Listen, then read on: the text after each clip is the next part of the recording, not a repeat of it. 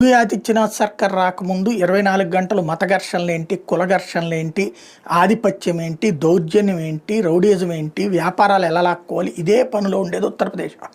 యోగి ఆదిత్యనాథ్ వచ్చాక అక్కడ ఉన్నటువంటి ఆధ్యాత్మిక కేంద్రాలు డెవలప్ చేసి దాన్ని ఒక టూరిజం స్పాట్స్ కిందకి చేస్తే దేశం నలుమూల ఉండి అక్కడికి వెళ్తున్నారు. మన ఆంధ్ర వాళ్ళు కూడా అక్కడికి వెళ్ళి చూస్తున్నారు అక్కడ ఏం జరుగుతుంది. కాబట్టి ఎవడో చెప్పేది వెంటం కాదు, ప్రాక్టికల్గా కనబడుతుంది.